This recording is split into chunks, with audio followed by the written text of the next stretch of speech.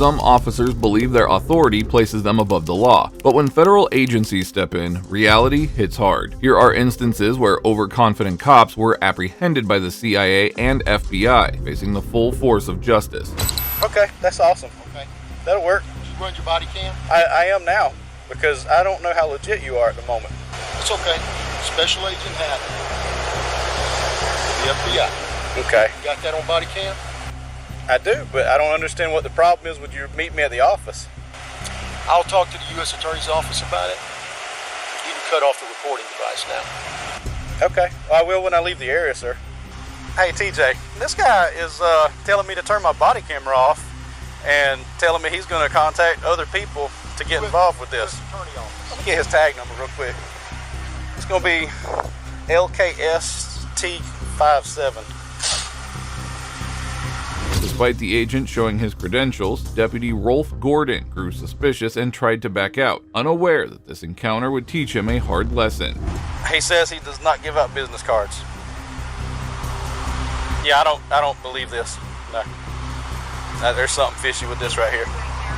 Yeah, he told me to turn my body camera off because he didn't want that running, and so now he's still here. He's looking at me. Franklin 33. Do you work for a wiring company? It's a covert vehicle, sir. Okay. I do feel like I'm being detained. Am I being detained? Am I being detained? You're the one who called me here, sir. How did you get my phone number? I can't give you that information. I ain't saying he can't tell me how he got my information. The special agent was shocked to be treated like a criminal, and the situation was about to escalate further. Hey, you are detained at this time, sir. 33 Franklin. I got one Whiskey Mike detained at this time. 17's on the way. Hey, I don't think this guy's legit, man. Do I have permission to take it off? No, you don't have permission. Okay, just hang tight right here. I'm not cuffing you. I'm not cuffing you. But you're being very uncooperative with me. You asked me to come up here. You called my personal cell phone number. You can't tell me how you got it. Your vehicle's coming back to a wiring company, not the It's FBI. a covert vehicle. Okay. Would Would you like to see some registration? You get mad at me because I turned my body camera on. Would you like to see some registration? And you know a lot of stuff about me. Would you like to see the registration, sir? I don't really want anything from you at this point. My supervisor's on the way. Excellent. Agent Hatton responded exactly like you would expect a secret agent to do. Deputy Gordon was acting like a child and had no clue he had made the biggest mistake of his life. I surely do. I showed it to him. Would you like to see it, sir? That's fine. You don't have to keep your hands up. I'm just trying to figure out what's going shot on. out here. I don't want to be shot either. I'm going to call my office. Yes, sir. Bye, Jim.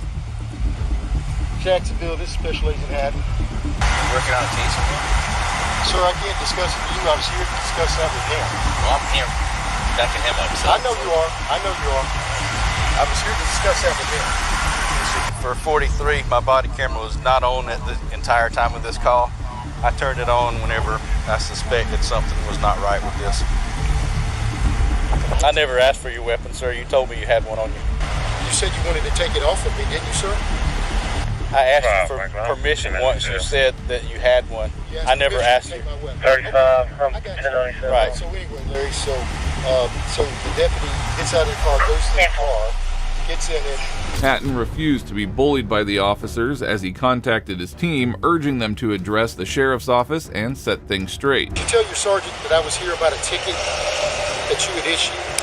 I told him that you were here to investigate me about an issue, and he said this needed to be handled through the office, not on the side of the road. And you said that wasn't going to happen. You were going to contact somebody I was else. going to contact the U.S. Attorney's Office. That's Okay. correct. Yeah. And then we're just trying to check your validity. You called a deputy sheriff's personal cell phone. You can't tell me how you got the number. That's right. Your tag's not coming back to the FBI. Correct. Okay. I haven't seen a badge. I've seen an ID card. I haven't seen a badge. You have not seen. No, sir. I haven't seen a badge. I've seen an ID card. I handed this to you. Did you grab it? Take it out of my hand. Do you not see a badge? I see a badge now. That's the first time I saw the badge, good Lord. sir. You don't need to be a deputy. I saw this. He kept opening this. Yeah. After detaining Agent Hatton for over 15 minutes, backup arrived and sided with Deputy Gordon without any investigation, unaware they had unlawfully detained a federal agent. He was investigating me for a ticket that I wrote. Police corruption and was requesting a copy of the ticket. He's saying he's armed, but I haven't seen a gun yet. You want me to keep standing up there? He's saying he's armed. He's got a little badge, and he's got that says FBI on it, and he's got a credentials when he opens it up. This is his license. Seriously? I swear to Lord Jesus. So he's on the phone. He's got a radio. You have a picture of his face? No, he's refusing to show him now. After searching their databases and conducting a futile investigation, the deputies failed to find Hatton in their system and did something unbelievable. Okay. All right.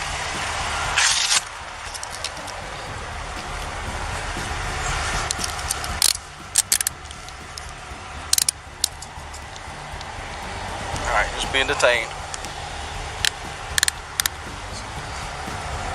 What's the charge, brother? You don't have any yet, You're but right just being now we're detained, running sir. you through multiple federal databases. Yeah. Okay, nobody's coming up with your name. You also coming back on a terror watch list. So we're going to secure you for our protection and yours. We're going to put you in the back of a police car. Where's that weapon at, sir? It's on my right side, brother. You got any other weapons on you, sir? No, just my wallet. All right, I'm just gonna pat you down real Sure, quick. go ahead. But if somebody pulls your name up, brother, you're good to go. Yeah, we're just trying to verify you. But since you don't want to give us no info for nobody to contact, That's just the wallet I that you can was tell you showing me a one while thing. ago. Yeah, that's my wallet. Don't touch that thing right there. That's my law enforcement. It's got all my notes on it for what I've done today. You're not allowed to see that. I'm not allowed to see what? After putting him in handcuffs, the officers made another huge mistake as they put the poor agent in the back of a car and did not turn the AC on. He kept sitting there for minutes as he was hotboxed and pleading to the cops to let him breathe. 33 Franklin, we've detained this Whiskey Mike, got him in cuffs in the back of the car now. Just called me and like, hey man, what's up? I said, I gotta go meet this guy. He's investigating something. He's hollering. I need air, brother. Okay. Suffering here. All right, I'm turning it on right now. Open the door. I can't breathe. Sir, I can't open the door. You're being detained right now. 26 Franklin, 1065, serial number, Yellow Block 19. What is that gentleman's name you got detained? Don't that thing. It ain't the heat. You haven't cooperated with anything we've done. What's that gentleman's name you got detained? It's gonna be Alexis Hatton. Alexis Hatton. Do you have your body camera on still, brother? Absolutely, it ain't going off. Thank you, brother. Look, I'm begging for you. Turn the air. You're burning me up, brother. I had the defroster on. No, you didn't. Brother, I need air. God almighty. 533. I know you think this is funny, but it won't be funny after today. 33, go ahead. If this is how they mistreated a compliant federal agent, it is chilling to imagine how they might treat an ordinary citizen. However, finally, when their supervisor arrived, the deputy realized he had made a grave mistake. They just called back. Sheriff Y'all said gonna he go is ahead and let him go? legit. What's he doing here? He is legit. 1045. I'm gonna Who just called? handcuff him now. Captain Webb just called. Who verified? Captain Webb. I don't know. 33 to 5. Could you advise me who verified that this person was legit?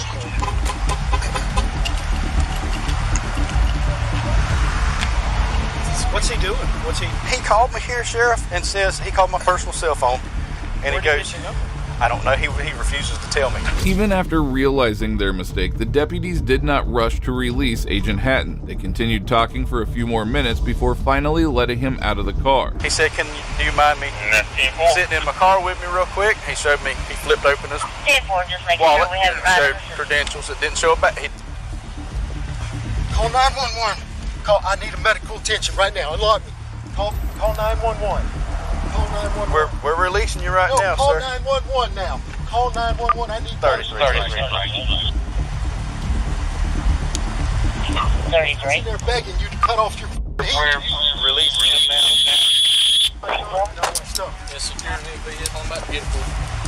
Franklin to 33, can you give me an exact address? We're at the new substation for the Sheriff's Office, Franklin. Jacksonville, I need 911. I've asked for help. I get in the car. They've had me spoken to the back. 10-4, can you advise if it's next door to the new dollar store?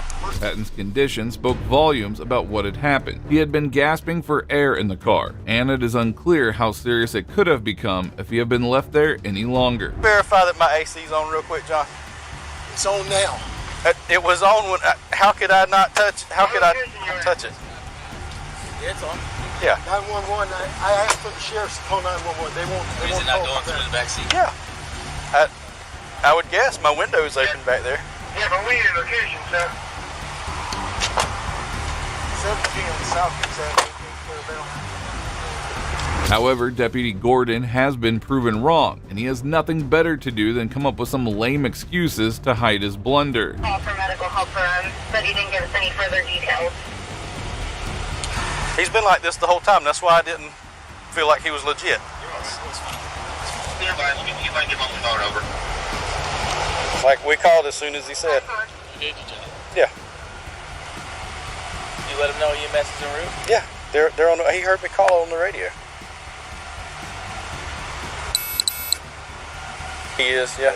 He is legit. But just the way he's been acting like this, he's I'm just. afraid to touch my gun. I'm afraid to bad enough to do You've it. been verified. You can put your weapon back in the holster. Yeah. You've been verified now. Yeah. Does he need? You need another bottle of water, sir?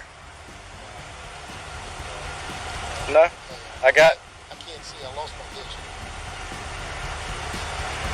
Despite the serious mistake, the deputy showed no remorse, laughing it off amongst themselves as if nothing had happened. It was on cool, but it was on defrost.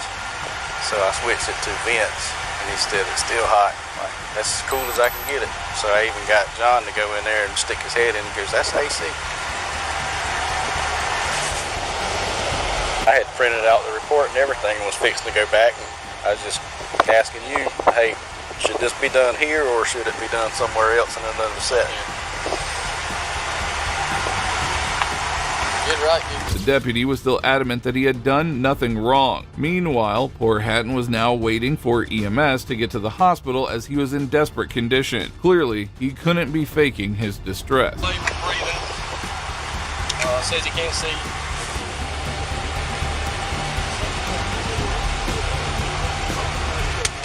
Yeah. And the nominees for Best Actor. Did you see him? He pulled me into his car. He asked me to come into his car. Well, I was sitting over there. I didn't hear him say that, but And I do remember you going around. so I go in there. He goes, I need to discuss this ticket that you wrote. So you I wrote a said, ticket to a CI, I guess. Is that what happened? I don't know. That's what I'm assuming. So I said, you mind if I print it out so I can recall it? Sure. So I go ahead and print it out, and I call supervisor. I said, hey, is it right for him to be interviewing me on the side of the road, or should he be doing this somewhere else? He goes, no, he needs to schedule this through the office. I told him that. And Who said that, Captain? T-Shop. And You pulled over to get you guys? You guys pulled them over? yeah, it's a long story.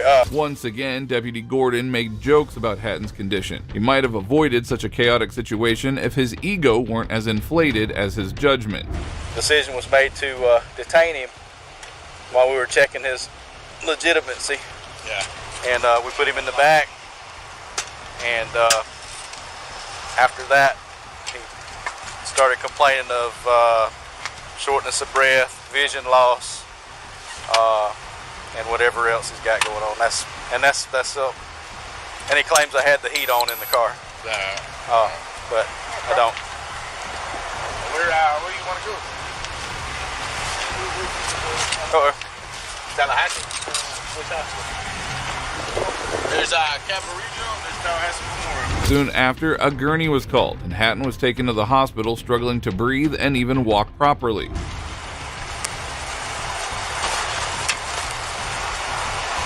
sure I got his. I don't know what you're talking about.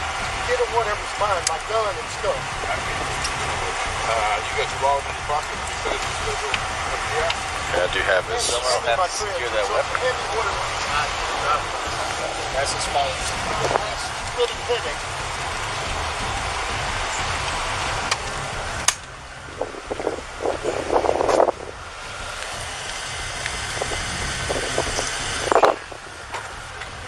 Both sets. There's one on the dashboard too.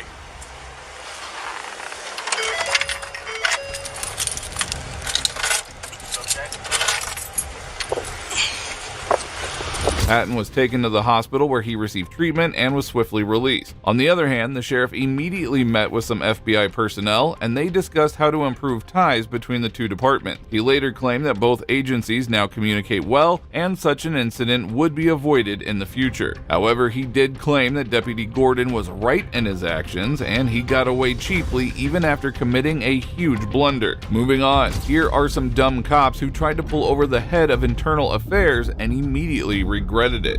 Yes, sir, I recognized you. Yeah, I know who you are. As soon as the window rolled down and I can see your face, I know who you are. On April 10th, 2021, a couple of Orlando police officers conducted a traffic stop on a U-Haul truck after they saw it running a red light. What's going on, boss? Also Mariano, Orlando Police. Way back there, when you're leaving that residential area right there on Temple. I did what now? You're making a right on Temple, right? That light there is very small, and you made the right-hand turn. Okay, so that's what I'm stopping. You mean the angle light? Yes, sir. It was green. So, even though at that angle, that's for the other way, and people always get that confused. But it's a small light, all right? So, and that's for the opposite direction. Okay. The officer quickly cooled down when he realized he had just pulled over Dwayne Rivers, the internal affairs manager of their police department. The traffic there's kind of weird, and I understand that. You got your lights on you by any chance, folks? Any guns, weapons in the car, boss? Any guns, weapons in the car? No. You still staying in Winter Garden? Okay, perfect. Hey, you got any guns, weapons on you, boss? I just asked. It's Florida. Everybody got a gun. Yeah. All right, y'all stay in the car for me. Kudos to Mr. Rivers, who didn't attempt to assert any authority and remained calm and composed throughout the entire traffic stop. Seeing their boss, the officers also let him go with a simple warning. How you guys doing? Good. Moving? Yeah. Okay. Yeah, you guys went through that red light there. Yeah. Right. Tampa. I saw the green. It was kind of deceptive. That's a very strange intersection. Yeah, I've seen multiple people run through that one before. Not a huge deal. Not a pedestrian traffic. Bunch of cars going through there. So, yes, sir, I recognized you. Yeah, I know who you are. As soon as the window rolled down and I can see your face, I know who you are. How you guys doing today? Good. Yeah. Okay. I hope this rain hasn't affected the move. Downtown. All right, Mr. Rivers, I appreciate your time. Okay, I'm not really a big traffic guy. I'm more like a guns and drugs and stolen kids kind of guy. You know what I'm saying? And you ain't got none of that in your back truck. Cool. Just fine. So we appreciate your night. We'll go out there, all right? Thank you. Good. Next, a corrupt cop's collusion with criminal activities led to his ultimate downfall. I said, excuse me, I started walking like this, and he pulls his gun out on me. He says, get the fuck back, get the fuck back. I said, why? He goes, this is the sheriff's office. I said, whatever, dude. So he started walking, and he kept pointing the gun like this to us. He said, well, I'm gonna take your soul. I'm gonna take your soul from you right now. I'm tying in this guy. After a brief investigation, officers tracked down the suspected cop, identified as 34-year-old Michael Borrego, a deputy with Bernalillo County Sheriff's Office. Hello, sir. My name is Officer Weather Deputy. Are you security here? No, I'm just chilling. You're just chilling? So the reason why I'm talking to you is we got a call for service about a silver Dodge, a gentleman pointing a gun at somebody else saying he's going to take a soul and doing all that. Do you mind just stepping out for me real quick so I can complete my investigation? Did you have an ID with you? Yeah. Okay. Thank you. Yeah. You're not pointing it at anybody or anything like that? I'm trying to figure out a description for the male that did this. No, I get it, Billy. So once they get me that, we'll continue going. If they give me the description that matches you, what we'll do is we'll do a field ID of the person. That's what that's called, is whoever our caller is will come do all that stuff and either say that's him or that's not him. Okay. Although Michael had refused any claims made by the victims earlier, it was only a matter of time before the officers caught him, as the incident had been recorded on Circle K's CCTV. I work for the county. You work for the county? Yeah. What do you do for the county? I'm with the SO. Oh, you are? Yeah. So you're off duty? Yeah. Oh, okay. Hey, Brett, where are you at? So I'm like, what the hell is going on? I'm on the... What's the DP? Yep. This is Michael. Michael? Yes, sir. Okay, Michael. So, just to let you know, bro, right now, you're going to be detained until further notice, just pending investigation, okay? Okay. So we do have to place you in handcuffs for now, okay? All right. Just until we can run some more investigation on what's going on, okay?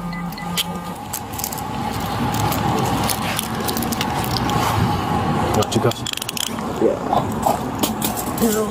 Those are the All right.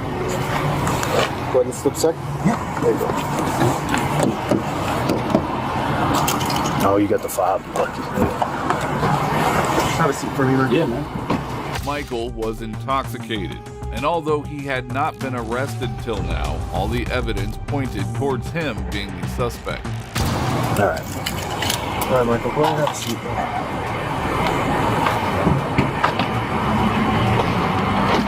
Once you figure things out, man, Nothing there either way, really. Can you do this one more time? Like, Absolutely. I appreciate that a lot, just so we can see it again. No problem.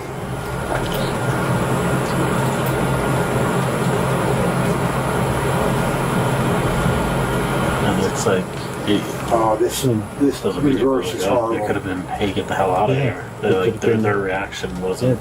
Yeah, because this is what I think happened. He saw him, he's probably getting high. He said, guys, get it out. Yeah.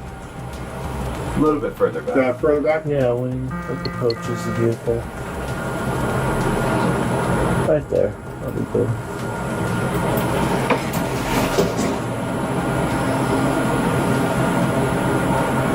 The officers went over to see the CCTV footage, where it was clear that Michael did pull up to them and threaten them. However, there was no gun shown in the footage, and the officers now had to search his car for the weapon.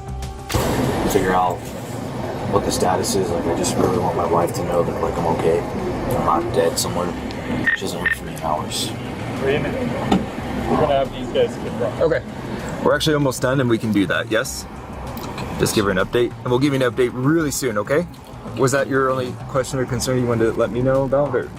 Without a warrant, the officers couldn't search Michael's car. They decided to let him go home, but ensured that his car remained in their custody.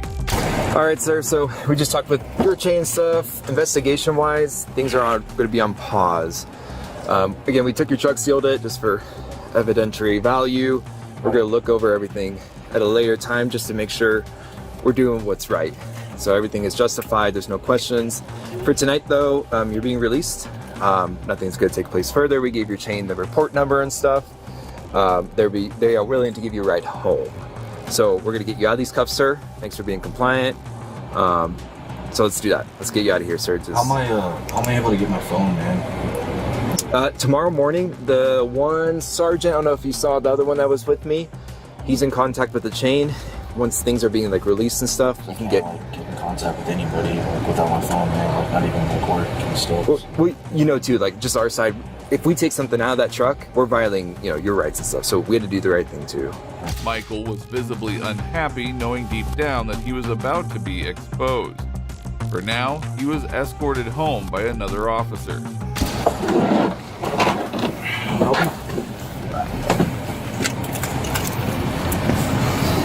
I'll miss your right one first, man. I think one of them will help you out, sir. Okay, thank you guys. Thank you. Cool. Appreciate it, man. So just so you know, I'm going to be doing a little bit more looking into what was going on and what they alleged and that sort of thing. Okay. As far as just aggravating, there's not bullshit going on. Already in the city, man. Yeah. It just pisses me off. Yeah, I saw in the video that you did flash your lights, and then one of them kind of like looks over, and I didn't see the other one. Okay. I gave you my phone, my contact information, so you guys can get in touch with me. All right. I appreciate your time. Thank you, sir. The next morning, officers got a search warrant for his car and discovered 19 shot-sized empty bottles of vodka and a loaded 9mm gun with an extended magazine. After the discovery of the evidence, he was charged with aggravated assault with a deadly weapon and negligent use of a deadly weapon. He later turned himself in and was booked into the Metropolitan Detention Center. Now, this officer may have messed up, but the sinister actions of this sergeant will leave you absolutely shocked. You were not Sergeant Hilo last night. You were absolutely somebody else. And we can sit here. On June 10, 2006, Janelle Galuska contacted 911 and complained about an unknown person knocking on her door and trying to harass her. As the officer arrived, he was shocked to see his own sergeant hiding behind her home. The officer immediately made the arrest, and that was the moment Predator Sergeant Jeffrey Pillo's life came crashing down. I don't know what's going on. I don't even know what you're talking about. I understand that, Jeff, and you understand, just like I do, that I can't talk about anything until we get this a little bit out of the way. Okay? All right. I want to hear what you have to say about it, and I'm really hoping there is a good explanation for it all. Did you meet up with the police officer last night? You're talking about Zeno. Yes. When I was walking around by the lake, looking at the lake down there. Again, I drove down there. I couldn't sleep. All right. Houses come up for sale in that area all the time. I'm interested in buying my mother-in-law a house. She lives up in Greeley. She's poor. She's on fixed income. I wanted to move closer to us. Houses come for sale. There's a townhome right there for sale. It won't work, but anyway, I was looking to see what kind of access went down to that lake. That's all. Well, the sergeant came up with a weak story to save himself from charges that would lead him into hot water. You wouldn't believe where this case was actually headed. There are just some things that happened last night that just doesn't add up. And you know, Jeff, you know, as a former investigator yourself, that there are things that we know, okay, such as the way that you met with David. You know? Why would you be in between two houses looking at houses? I couldn't keep going straight. There's a drainage thing that goes down the lake. I couldn't keep walking. So I walked up, the dog started barking, and all hell. So I walked up between the houses, going to go to the road. All right. He comes around. I thought maybe it was the homeowner. I was like, I don't want to startle, you know. He startled me, so I turned to walk back down. He said, "Stop, please." I was like, "Oh, hell, it's gone." I turned around and walked back. Jeff, well, you know, as being a police officer, that kind of thing is not within the norm. We don't, as police officers, we don't walk around at 12:30 at night. The investigator wasn't going to buy this story, and it was game over for the corrupt sergeant. It was later revealed that he had 4 rapes between 2002 and 2005, where he would enter a victim's house wearing a black mask and then sexually assault them. I am thinking about what I'm telling you, the truth. I went down there, look, what kind of public access is down there? I walked, I started going to the west side, but there's fences or and I come back around the other way. All right, again, I can't go no further. There's a drainage thing that comes down and fills that lake overflow. I guess I don't know what it is. We're past the point of you were there, right? You readily admit that you were there. Yes. In between those two houses. Yes. All right. I was just walking from the lake up to the. Okay.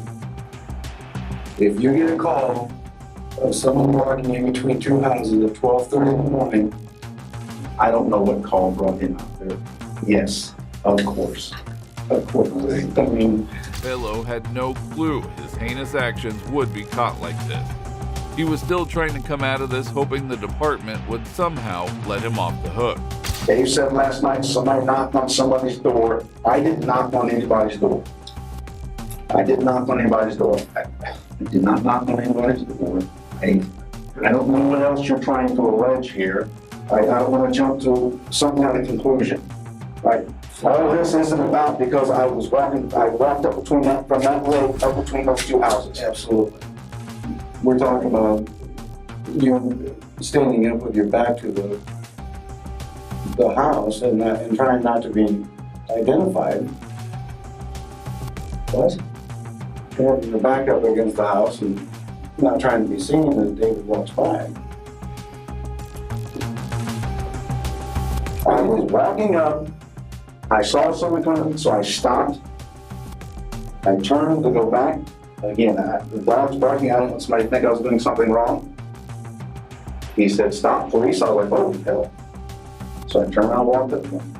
I'm not minimizing anything. He said, "Stop, police." Was there a little bit more than that?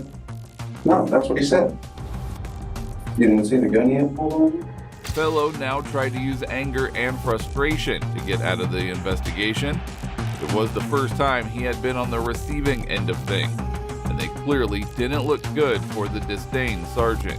She was an absolute basket case.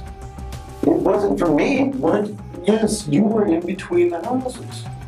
You were in between the houses. What if this would have been? I walked up between the houses and Zeman was there. That's the only time I went between the houses. What if this would have happened? Would you be a little bit concerned? But whatever the lady was scared of, it wasn't me. It was you. How could it be me? The only time I was between the houses when I walked up and Zeman was there, she'd already called. Jeff, Zemer had already been throughout the whole area. You were the only person there. It was 12:30 in the morning. It was 12:30 in the morning.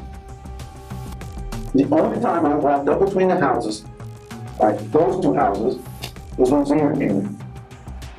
All right?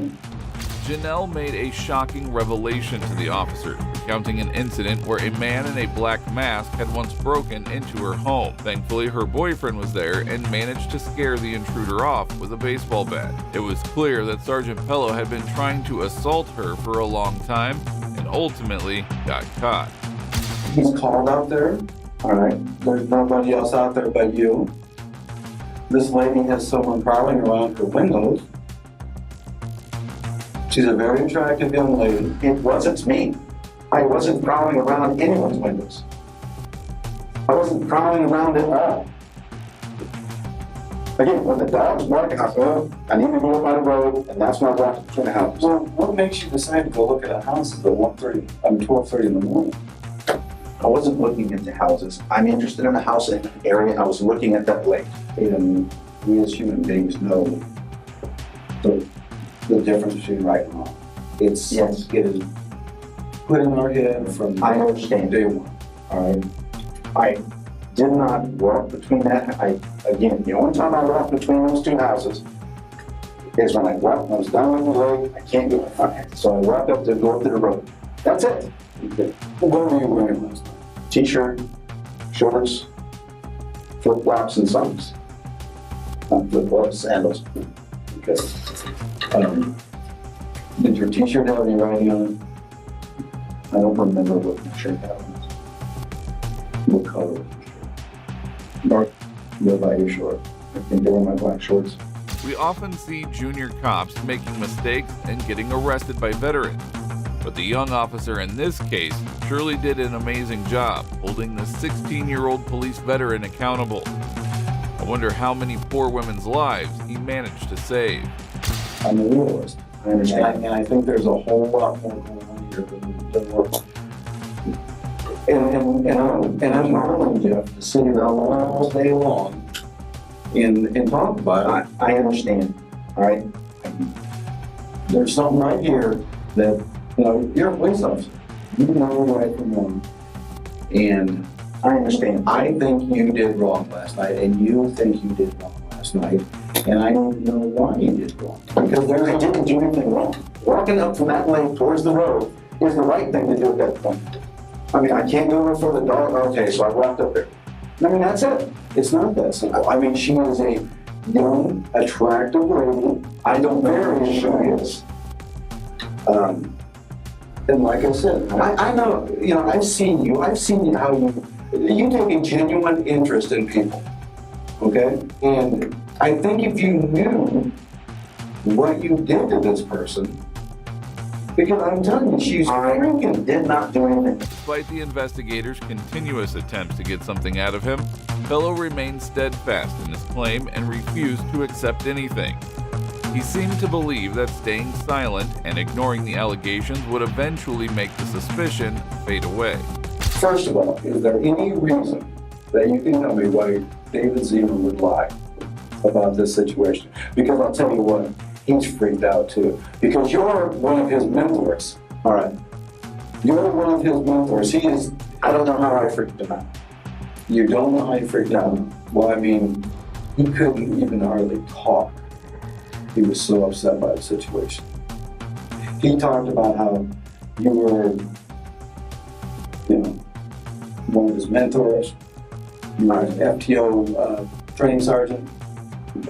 And I mean, he looked up to you. All right, I understand that, all right? And, okay, so getting back to the question, is there any reason why David Zimmer would lie about what happened? Officer Zimmer, who made the arrest, was as shocked as anyone to see his mentor in such a desperate situation. Kudos to him for staying true to his duties and doing the right thing. I don't know. I have no idea who lives in either one of those houses. All right, I wasn't interested in those houses. I'm sure you had no idea. All right, I wasn't interested in those houses. All right, you weren't interested in lake access. All right. Come on, Jeff. All right. I mean, yes. I mean, that is just it doesn't make sense to anyone. All right. All right. Poor choice of times, but that's why I did it. All right. I just walked down there. All right. You're, what are you, 17 years? Yeah. 17 years of being a police officer. I understand. And you don't think that is a severe error in judgment to be in between two houses at 12:30 in the morning. All I was doing was walking from the lake to the road. All right. You're implying that I'm doing something mischievous between these houses, and all I'm doing is walking from the lake up to the road. I said, that's exactly what I'm implying. Fellow stuck to his denial and clung to a story that was an obvious lie. After all, there is no reasonable explanation for someone to be out at 1 a.m. supposedly checking out houses. I said, stop, please. I realized, what is it, please? So I turned and went back. Right? I mean, if I realized it first, he was Officer Zimmer. I just kept walking right towards him. But my initial thought was, it was someone that lived there. I was like, oh, man, that's it. You know it's not it. That's it. It's not it. That's it. Because the scenario doesn't fit. And you know the scenario doesn't fit. That's it. And here comes also, yes, but I think you've seen me interview enough people that I'm just letting you know what I'm doing. No, I understand. Something went wrong. All right. Something's wrong. I understand. You think something's wrong. I'm convinced. Something's wrong. Whatever scared that woman was not me. All right. The only time I walked in that house is when I encountered Officer Zimmer. I don't know what else to tell you. I wasn't doing anything wrong. I did not. The only time I went between those houses is when I walked up and met Officer Zimmer. I did not do anything to anybody anywhere last night. Period. All right. I don't know what you're trying to allege here. I did not do anything to anybody at any point in time. All right. I'm not looking in someone's windows. I'm not doing any of that. I walked down by that way. That's what you said a minute ago. That you were looking. You said somebody was walking around looking in this woman's windows. It was not me. Whoever it was, I have no goddamn clue. I don't. No goddamn clue whatsoever. I don't know that I said. I don't know how else to say it. All right. All right. The truth is the truth. I've already told it to you, and that's that. I don't know what else to do. Excuse me for getting pissed off here, but I didn't do anything wrong. All right. I did not do anything wrong. The investigator wasn't backing down and kept pressing Pello for answers. He was convinced of the sergeant's guilt and hoped that relentless questioning would eventually make him crack. I don't know what Dave Zimmer told you. All right, I don't know what his perception of it was. But the only time his perception's right on, Joe. His perception is right on. Exactly right on. And here's the real story of it all, Joe. You're the one who has to answer for it, not David Zimmer. David Zimmer was on patrol. I'm not alleging he did anything wrong. All right. I'm not. Again, I don't know what his perception of it was. I didn't do anything wrong. And I had no ill intent. All I did was walk in that lake and up between those houses. All right? You know, now I'm sitting in an interview room getting accused of being a criminal. Honestly, I should have turned and walked back 50 feet and walked up onto the cul-de-sac. It's right in that cul-de-sac. Yeah, cul-de-sac's right there. Is that how you came along? Huh? Is that how you came along? Did they be allowed to see the spillway? There's no spillway there. Whatever you call it. It was reassuring to see the detectives pushing hard and refusing to give Pello any leniency, even though he was their superior. Once again, Pello recounted his version of the events that night, and it was clear from his story that he was lying. I can't remember the name of the street. Andy Ford. Walked down to where that cul-de-sac is, looked at that townhouse, and I didn't go up to the windows of the townhouse. I looked at it from a distance to see if two-story whatever it was. If that's the one was for sale, it was. I walked down by the lake, started going on the west side. It's like, no, I don't want to go that way. So I started to come around on the east side, walked around. That's where the little spillway thing comes down in there. I don't know what spillway now. I realized, okay, I can't cross that. That's my turn. And walked in the house. Well, actually, I went down a little ways, realized that, went back. You know, one house had a fence, I believe. Well, I walked back. Guess there was one house, walked up between the houses, and that's when the officers in. Where were you driving? Down. All right. I get it, and you come up to a conclusion.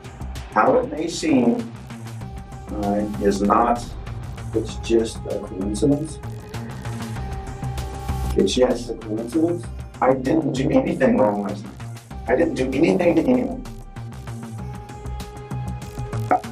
Again, you didn't do anything to anyone. I didn't do any one thing to anyone. After more than 30 minutes of constant denial, the detective decided to give the entire room to Pello to fight with his thoughts. When he returned, he had some powerful words for him, hoping that he would change his statement. You're a former military, I understand. And you're telling me you didn't know somebody had a gun pointed at you? He's backward. I wasn't paying attention to that. You weren't paying attention to someone. He said, stop, wait. I said, oops, it's the play. I turned and walked up there. That's that. I talked to him a few minutes, and then not even a few minutes. All right? You know, he's obviously on the call. There's problems here, Jeff. There's all kinds of problems.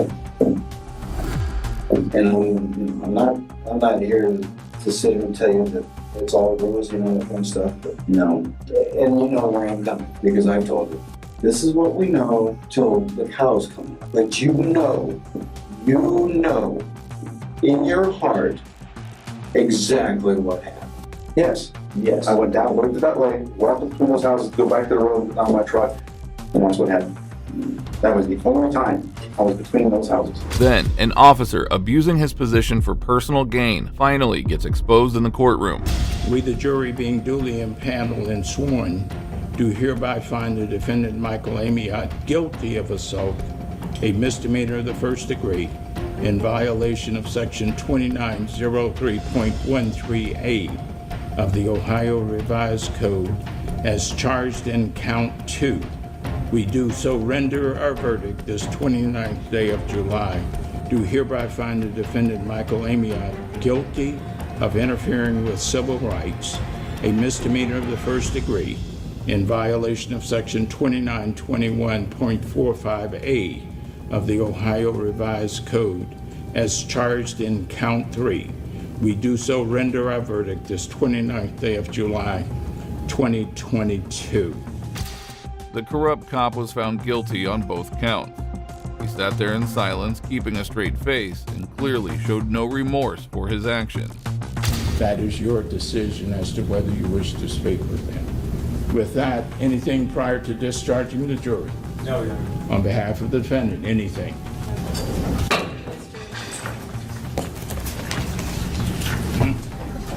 Yes.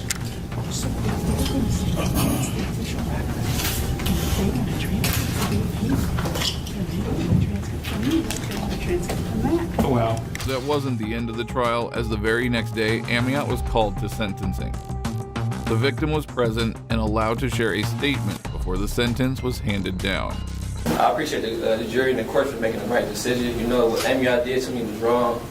He should receive the maximum sentences today. You know, I'm still going through like the suffering with the anxiety, you know, driving, just the temperament, the trauma and everything. This is a cause for this case. I'm ready to get it over it actually, but just coming back in here just like bring up everything, you know, and just to see him over there, you know, see all that, just coming back in this court, just like it just brings up everything, like we live in the moment. So, you know, I hope you get the maximum sentences today, Your Honor. Shortly after, Amiot was allowed to address the court, and he delivered a lengthy statement. One of the most shocking examples was a prosecution witness called. He testified that I was celebrating in the aftermath of this arrest. He testified that I was high-fiving, fist-bumping, and dapping it up with other officers. There was 5 police cars on East 228th Street that day, all with their dash cameras on and rolling. They all had overlapping fields of view. I can be seen in front of one of those cameras the entire time I was on scene until I was transported to the hospital. Nothing remotely close to what the witness described happened with me or any other officer on the scene. They knew this and put the witness on the stand anyway. The officer continued to offer explanations in an attempt to clear his conscience. Eventually, he took some accountability, but only to a minimal extent. I take full responsibility that there was a failure on my behalf to get Mr. Hubbard in custody quickly. The incident was prolonged when I was shot with a taser. During the deployment, I broke my hand, ruptured tendons, and injured my shoulder. I want to end by saying I'm not an advocate for or against use of force. Everything I did on that day was based on my training and experience. From here on out, I'll be an advocate for subject control training department-wide going forward, so we can all be at our best when the time comes. I have a deep respect and love for the citizens and this community. I want to do my best to serve them. Before announcing the sentence, the judge expressed his disdain for Amiot's action, aiming to make the officer feel the weight of his wrongdoing. One of the things that stood out to me is that the initiation of this incident probably never should have occurred. When you receive that initial radio communication, that initiated this whole thing. And the other thing that sort of stood out to me was that in approaching the vehicle and asking Mr. Hubbard to get out of the vehicle, there was an inability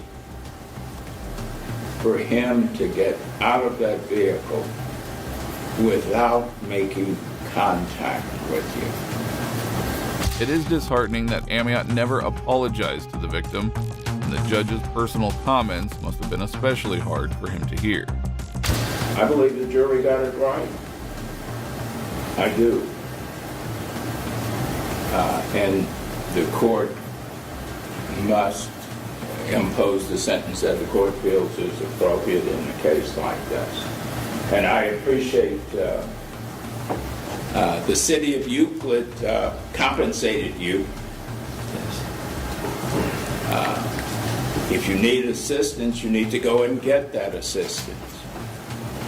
But I'm not going to say you're not going to have instances of flashback or what have you, but you need to move on with your life also. Oh, yes, for sure. And not let this incident continue to hover over you. The city compensated you. The judge also tried to tell the victim to get back to life and move on from this terrible incident. Finally, the sentence was announced for the tyrant cop. The court at this time will impose a sentence of 90 days, require you to pay a fine of $1,000, and will require you to pay the court costs. In addition, the court will suspend the sentence of 90 days, place you on non-reporting community control for a period of 1 year. If you violate during that 1 year, then the court will retain the ability to impose the sentence. Anything on behalf of the state? No, Your Honor. On behalf of Ms. Amiot?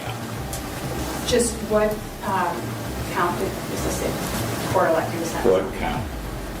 as opposed to the violation of civil rights. Not saying they weren't violated, but given the length of time, the court will use the assault charge. Anything else? Judge Guy Reese sentenced Amiot to 90 days in prison and also fired him from the police force to ensure that such barbaric behavior would never happen again. While this judge was quite relaxed, this next one took this attorney to the cleaners. And the court left the door open. For me, not for you. That was before the defense Don't testimony. get brazen with me. During the Kyle Rittenhouse homicide case, Assistant District Attorney Thomas Binger ignored the judge's previous rulings and continued questioning the banned topic. This led to a furious defense attorney and an even angrier judge. I'm going to ask you to go into the library again for a moment, please. Please don't talk about the case. He's either forgetting court's rulings or attempting to provoke a mistrial in this matter. He knows he can't go into this, and he's asking the questions. I asked the court to strongly admonish him, and the next time it happens, I'll be asking for a mistrial with prejudice. He's an First of all, Your Honor, this was the subject of a motion. I'm well aware of that. And the court left the door open. For me, not for you. It was clear that Judge Schroeder was extremely angry at the prosecutor, as he dismissed the jury for a while to hold him accountable. My understanding of You should have come and asked for reconsideration. You did on the one motion, and in fact, I granted your motion for reconsideration. That was not our motion. Why would you think that made it okay for you, without any advance notice, to bring this matter before the jury? I was astonished when you began your examination by commenting on the defendant's post-arrest silence. That's basic law. It's been basic law in this country for 40 years, 50 years. I have no idea why you would do something like that. And it gives, I'll leave it at that. So I don't know what you're up to. The prosecutor had made a huge mistake, and things were about to get from bad to worse for the poor guy. He was using it in a manner to try and protect property. No, he wasn't. Your Honor, with all due respect... I'm not going to rehash the motion. Yeah, that's absolutely untrue. No. Your argument's of record. My comments are of record, and why I ruled as I did is of record. There's nothing that I heard in this trial to suggest anything's changed. Even if you're correct in your assumption that you know more than I did at the time, why you would think that you could go into it without any advance notice to the court, I don't understand that. And as the defense is pointing out, you're an experienced trial lawyer, and this should not have been gone into. The defense panel was growing restless, unable to believe what they were hearing. Binger's excuses were weak, and he was about to be called out for them. The defendant has just testified this morning that he agreed with that person in the yellow pants, that he pointed the gun at him. He said, I was joking when I said that to the guy in the yellow pants, but he's acknowledged that he told the person in the yellow pants, yeah, you're right. I did point a gun at you when you were sitting on a car. He said, I did. That's what he Exactly. testified. You know, there's a lot of difference between commenting about something when you haven't got a gun and threatening someone when you do. You know, it's interesting, Your Honor, because the entire defense theory in this case is Joseph Rosenbaum, who was unarmed. Could you tell me what the defense theory of the case is? May I respond to what you just said, Your Honor? I'd like to respond to what you just said. I apologize, Madam Court Reporter, but I'd like to try and make a record without... Rare to see attorneys speak to police officers in this manner, and if Binger continues this behavior, he could be held in contempt of court. On his beliefs and on his statements. I'm going to interrupt you now because you're talking about his beliefs. I think that's what they call... His statements do, Your Honor. Because he just said, can't use deadly force, can't threaten to use deadly force to protect property. So now I'm impeaching him on that. Your Honor, the court has seen no reason to change its ruling. And just so this record is clear, in spite of the lengthy statement by Mr. Binger, before we started today, the court specifically stated in Mr. Binger's presence, there's been nothing to have me change any of my rulings. He knows if you're going to go into something that's been excluded in a pretrial order, you better ask the court, you better get permission. This is ridiculous. It wasn't excluded, Your Honor. You know why it was excluded in the first place? Because it was propensity evidence. The judge taught him a lesson about who the boss was, and just when he tried to talk over him, he delivered one final blow. His attitude is he wants to shoot people. Now, I've admitted that kind of evidence in other trials when it's been appropriate. I didn't admit it in this case because, to me, what I've heard in this trial, and by the way, Mr. Richards absolutely correctly points out that just hours ago, I said I had heard nothing in this trial to change any of my rulings. So why? Testimony, Your Honor. Pardon me? That was before the defense Don't testimony. get brazen with me. You knew very well. You know very well that an attorney can't go into these types of areas when the judge has already ruled without asking outside the presence of the jury to do so. So don't give me that. That's number one. Wigmore on evidence. Judge Weinstein. Colonel McCormick. It's the prior act has to bear the signature of the accused, or it has to be so similar as to suggest it's a common plan or something like that. The judge delivered a brief speech to instill discipline in his courtroom before calling the jury back. When you were I said you were over the line and close to or over the line on commenting on the defendant's pretrial silence, which is a well-known rule that would have been an issue. So I don't want to have another issue as long as this case continues. Is that clear? It is. Thank you. Ask the jury to come back in, please. This was surely humiliating for the attorney, and he'll forever think that he should never have broken the rules. Coming back to police officers, here is another instance when a corrupt bully was questioned and owned. Did you apprehend good guys? Did before. Never. I take that back. I bit a victim one time because she jumped in front of me. Daytona Beach police officer Joshua Mesereau was involved in a gun battle with Marvin Jones, who was shot 5 times. Jones also had his girlfriend with him, Aviana Bailey, who the officer also shot. The young mother-to-be was left paralyzed from the chest down after the incident. Following this life-altering event, she filed a lawsuit against the police and the city. Playing, fumbling, doing something in his lap. There's none of this, there's none of this, it's this. And he's looking at me the whole time. And then it happens. What happens? He sticks the gun out the window and points it at me. Okay, how does he stick the gun out the window? If I'm sitting in the driver's seat, where would so he just went just like that. Okay. And it was between the mirror and the A-post. Okay. Well, actually, if I'm driving.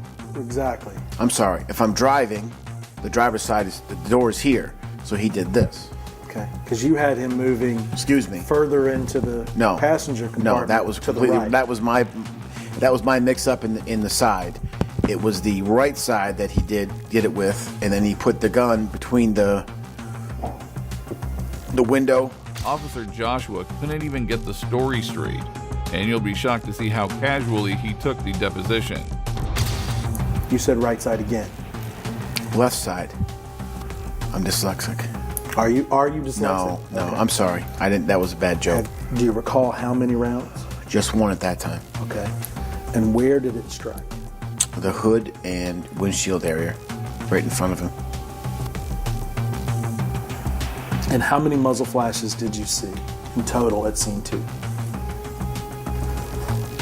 At least the initial, at least 1, and possibly 2. I can't count them. I can't tell you how many exactly I saw. The officer's demeanor clearly showed his ego, as he was taking everything just a little too lightly. It was clear he had no understanding of how drastically Bailey's life had been altered. She could no longer even care for her baby. I was committed to engaging him, and I did that. At which point, my ankle rolled off the curb, and I fell on my back. Okay. I was falling and still shooting, so somehow the gun jammed from limp wristing it. Okay. that were fired at you? Or you saw several muzzle flashes? Yes. How do you define several? Objective form. One or two? Two, probably. Okay. Several's not one. Yeah. What we agree to that. Do you mean is several more than two? Objective form. I would say two. Okay. So we'll say a couple. Okay. Investigators pressed Joshua about the tragic incident, but he continued to make light of this serious situation, attempting to joke instead of addressing it responsibly. In your deposition, you discussed dust. Tell me about that. Form. Was there dust at scene 2? Yes. Tell me about that. Form. There was dust at scene 2. And I understand there may have been dust on the ground, but did the dust become airborne? Yes, from the suspect's vehicle spinning in the grass, which was dry. Did the dust settle? Let me say, before you got out of your car? No. Okay, so there was still some dust in the air. Correct. When did the dust settle? Objective form. Still hasn't settled. I guess it never really did. I mean, that I remember. Okay. Now, before you got out of your car and engaged Marvin Jones, did you know anything about him or his background?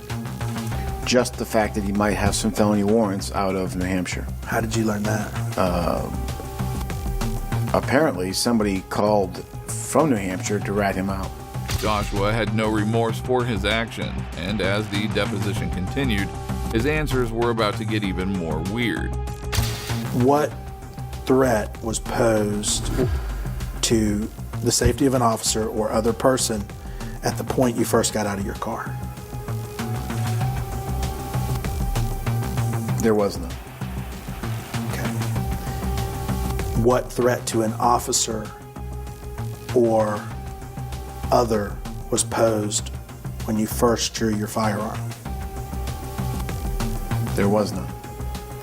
What threat to an officer or other was posed when you got out of your car, when you took a step towards the Lincoln? Objective form. At this point, the defendant's actions. Okay.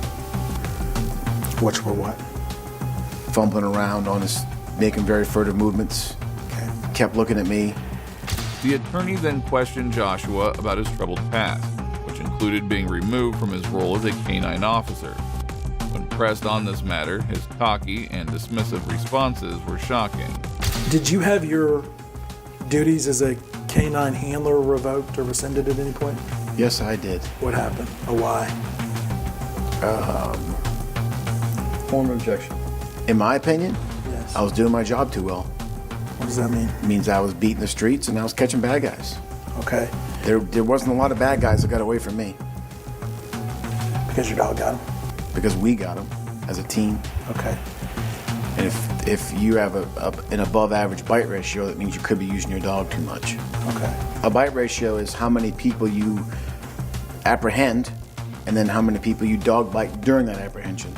So they're saying 30%. So they're saying out of 10 people that you apprehend, you should bite 3 of them, let's say. Okay. Which never made any sense to me. The officer was so arrogant that he had no clue that he was appearing stupid. His desperate attempt to portray himself in a positive light only highlighted his dangerous and bullying nature. When was your canine handler duties taken away? Late 2011. As a matter of fact, December 23rd, 2011. Okay. Why does that date stick out? Worst day of my life. I enjoyed the job. I would have paid the city to come do that job. Tracking down bad guys and finding them and apprehending them. Did you apprehend good guys? Never. I take that back. I bit a victim one time because she jumped in front of me. So I did. I bit a victim one time. Was that another officer? No, it was a victim, a domestic violence victim. Joshua's history was riddled with poor decisions and excessive use of force. The attorney dug deeper, exposing his psychopathic nature. Do you need supervisal supervisor authority to conduct a strip search? Yes, sir. Did you obtain supervisor authority before you searched Justin Riddle? No, sir. Did you receive counseling or did a supervisor talk to you about that and tell you you did that portion incorrectly?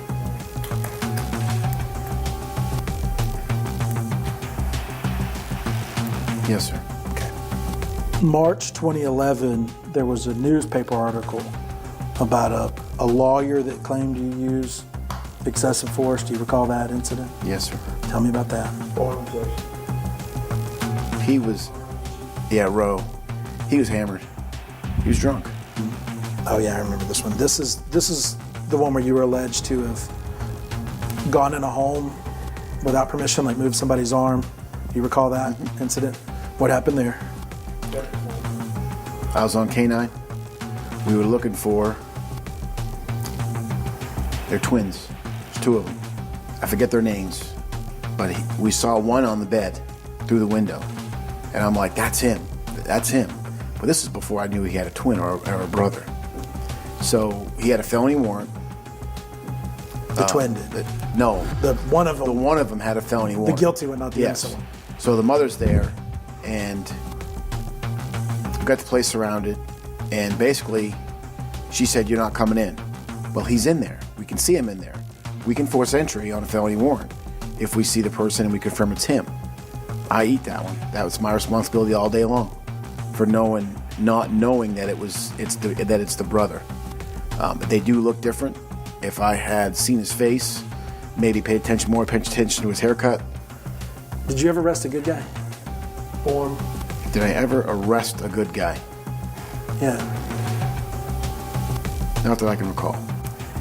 So. Eventually, the tyrant cop was saved by qualified immunity. But poor Bailey did receive some settlement money from the city. Now that won't be solving her problems, but it might give her something to cheer about. And that brings us to the end of this video. Today we witnessed corrupt cops being held accountable in court and some shocking courtroom moments. It is astounding how these officers act as if they are above the law, causing irreparable harm to innocent lives. However, these cases serve as a wake-up call for others in law enforcement to reflect, reform, and uphold their duty with integrity. If you agree with me, please support us by liking this video. Also, if you enjoyed this video, watch some more of these satisfying moments when officers were humbled in courtrooms. Then I want you taking him up on perjury. Your Honor. Will you take him up for perjury? He admitted it was a mistake, Your Honor. No, but he lied. He lied on a sworn Absolutely citation. not, Your Honor.